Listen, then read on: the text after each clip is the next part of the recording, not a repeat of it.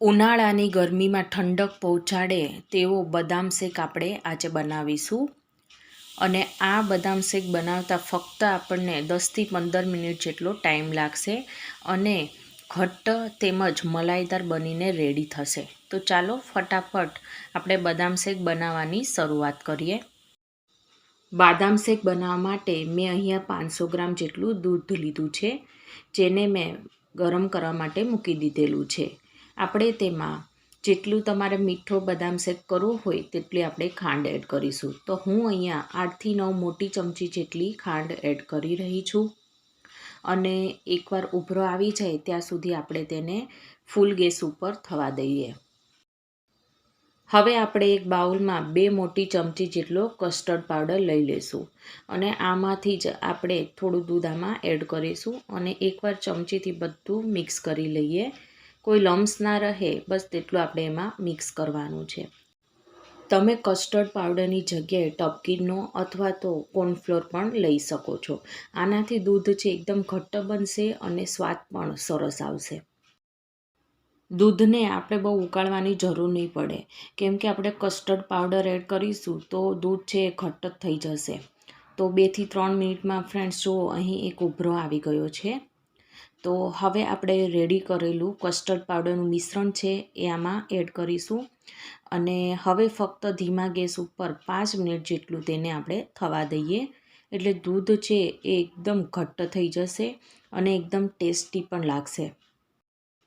જેમ જેમ દૂધ ઉકળશે તેમ તેનો કલર પણ ચેન્જ થતો તમને દેખાશે. તો ફ્રેન્ડ્સ અહીંયા જુઓ, 5 મિનિટ બાદ આપણું દૂધ છે એકદમ ઘટ્ટ થઈ ગયું છે અને કલર પણ સરસ આવી ગયો છે. તો હવે આપણે આ સ્ટેજ ઉપર ગેસની ફ્લેમ બંધ કરીશું અને આને આપણે રૂમ ટેમ્પરેચર પર આવવા દઈએ એટલું આપણે ઠંડુ થવા દેવાનું છે. દૂધ છે નોર્મલ ઠંડુ થઈ ગયું છે અને તમે જુઓ અહીંયા દૂધ છે એકદમ ઘટ્ટ અને મલાઈદાર થઈ ગયું છે. જેમ જેમ ઠંડુ થશે તેમ તેમ તે ઘટ્ટ થતું જશે. અહીંયા મેં 15થી 20 બદામને આ રીતના ઝીણા ઝીણા ટુકડા કરી લીધા છે. તો એમાંથી આપણે એડ કરીશું અને થોડાક આપણે ગાર્નિશિંગ માટે રાખીશું.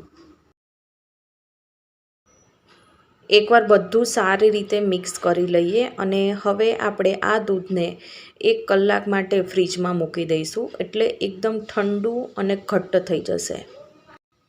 દૂધ નોર્મલ ઠંડુ થયા પછી મેં તેને કલાક ફ્રીજમાં મૂકી દીધું હતું.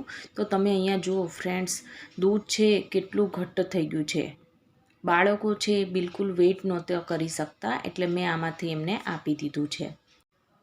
તૈયાર થયેલા બદામ મિલ્ક શેકને આપણે ગ્લાસમાં સર્વ કરવા માટે લઈ લઈશું અને આપણે જે બદામના ટુકડા રાખ્યા હતા ગાર્નિશિંગ માટે, તો એ હવે આપણે ઉપરથી આમાં એડ કરી દઈએ.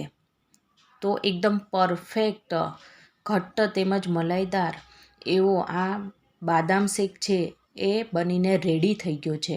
તો તમે ક્યારે બનાવો છો આવો બદામ શેક એ મને કમેન્ટ સેક્શનમાં જરૂરથી કહેજો. અને જો મારી આજની રેસીપી તમને ગમી હોય તો મારી ચેનલને સબસ્ક્રાઈબ, લાઈક અને શેર કરવાનું ના ભૂલતા. તો આપણે ફરીવાર મળીશું એક નવી જ વાનગી સાથે. Thank you for watching.